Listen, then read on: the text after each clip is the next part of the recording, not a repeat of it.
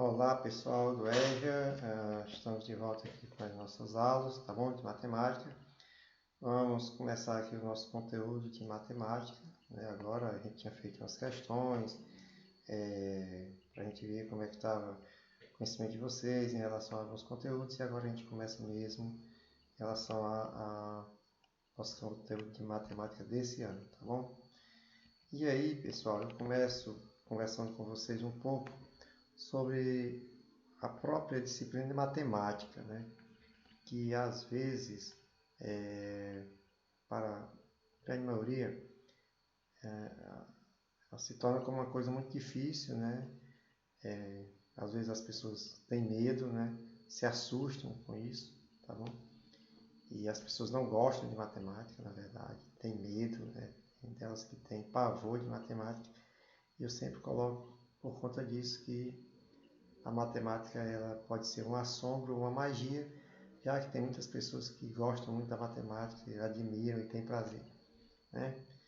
E é importante a gente entender que, como as outras coisas criadas pelo homem, a matemática ela também nasceu de algumas ideias e algumas necessidades matemáticas que o homem teve ao longo do tempo, né? E dentre essas necessidades, principalmente o controle de quantidades, porque a gente precisa imaginar se a matemática não tivesse sido inventada, como era que a gente ia ter controle sobre as quantidades?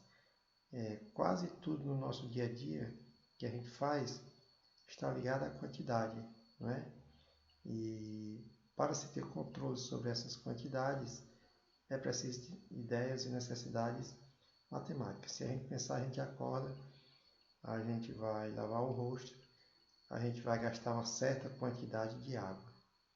Por conta dessa certa quantidade de água que a gente vai gastar, a gente vai pagar uma certa quantidade de dinheiro por elas. Depois a gente vai escovar os dentes, a gente vai gastar uma certa quantidade de pasta que está dentro de um tubo que tem uma certa quantidade lá, pelo qual a gente paga uma certa quantidade de dinheiro. Depois a gente vai fazer um lanche, né? Merendar, como a gente diz, tomar o café da manhã, e aí a gente vai ver a quantidade de café que coloca na xícara, a quantidade de comida que coloca no prato, a quantidade que paga no final do mês por esse lanche. A gente vai acender o fogão, vai ver que tanto a quantidade de gás que vai gastar e quanto é a quantidade de dinheiro que a gente paga pelo botijão de gás. A gente vai acender uma luz ou vai usar a geladeira, uma certa quantidade de suco ou de leite. Então, ao fazer tudo isso, a gente está gastando uma certa quantidade de tempo. Então, é preciso ter controle sobre essas quantidades, e a matemática está voltada exatamente para essas quantidades que a gente tem no dia a dia. Imagina se a gente não tivesse essas quantidades, né? Só que no nosso dia a dia a gente faz tanto no automático que isso não nos causa medo, porque a gente nem percebe. Agora, quando é na escola, na aula, na atividade, a gente acaba tendo medo. E nessa coisa de ter medo, de ser assombrado com matemática, de a gente ver a magia que é a matemática, eu trouxe aqui uma situação para vocês que eu queria que vocês prestassem bastante atenção. É uma historinha sobre um velho camponês que ele queria preparar suas filhas para enfrentar o mundo, né?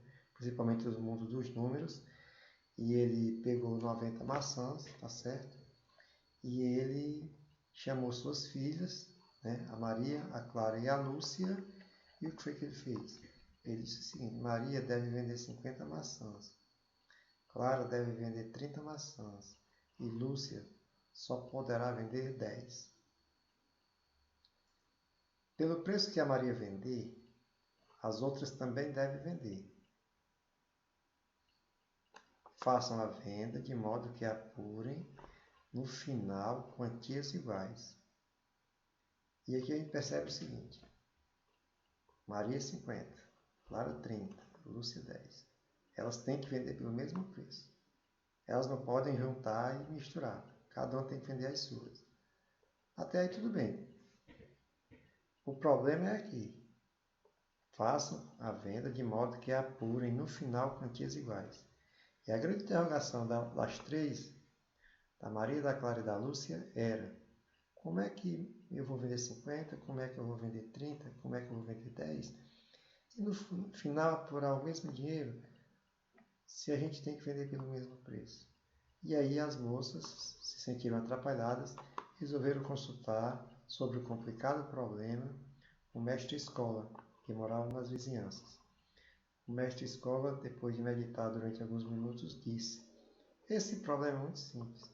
Vendam as maçãs conforme o velho pai de vocês determinou e chegarão ao resultado que ele pediu.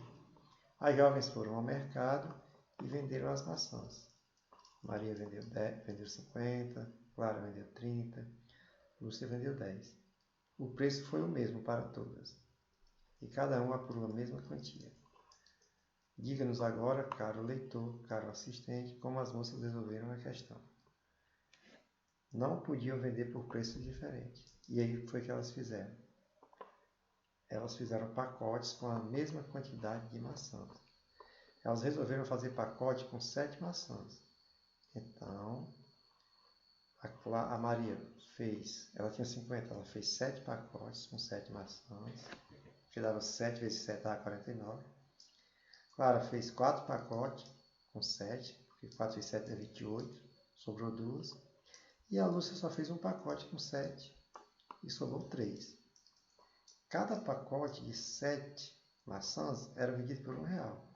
Então a Maria, com 7 pacotes a R$1, apurou R$7. Né? Só que sobrou uma maçã, porque 7 pacotes de 7 maçãs dá 49, sobrou uma maçã. O que foi que ela fez? Ela pegou a maçã que sobrou e vendeu a R$3. E ela acabou apurando no total R$10. R$7 dos 7 pacotes dá R$1, mais R$3 da maçã que sobrou, apurou R$10. A Clara, das 30 maçãs, ela fez 4 pacotes e vendeu a R$1. Porque tinha que vender do mesmo preço, né? O pacote tem que ser o mesmo preço, R$1. Aí 4 pacotes a R$1, ela apurou R$4.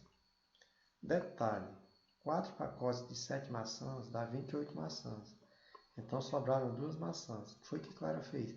Pegou as 2 maçãs e vendeu a R$3. Porque ela tinha que vender do mesmo preço que a Maria vendeu. 2 maçãs a R$3, ela apurou R$6. Com os R$4 dos pacotes, 6 mais 4, 10. Então ela apurou R$10 também, igualzinho a Maria. A Lúcia, que só dava para fazer um pacote de 7, vendeu um pacote a R$1, apurou R$1. Detalhe, de 10, um pacote de 7 maçãs, sobra 3 maçãs. Ela pegou as 3 maçãs, vendeu cada uma a R$3, que era o preço que as irmãs delas tinham vendido. Ou seja, 3 maçãs que sobrou a R$3, ela apurou R$9.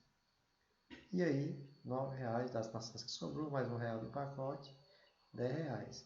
Resumindo, Maria apurou R$10, Clara apurou R$10, Lúcia apurou R$10. Então, isso aí é a parte mágica da matemática, né? Pode pensar que é assombroso, mas a gente pode entender que ela faz umas coisas muito interessantes, né? Quem imaginaria que elas iam vender 50 maçãs, 30 maçãs e 10 maçãs e iam apurar o mesmo dinheiro? Porque elas venderam pelo mesmo preço. Um pacote de 7 maçãs era R$1. As 3 venderam o pacote pelo mesmo preço. E uma maçã solta era R$3. E cada uma vendeu as maçãs soltas a R$3. No final das contas, apuraram cada uma R$10. Então essa é a parte da magia da matemática, ok? Na sequência vai ter um outro vídeo sobre a história das ideias da matemática, ok? Valeu!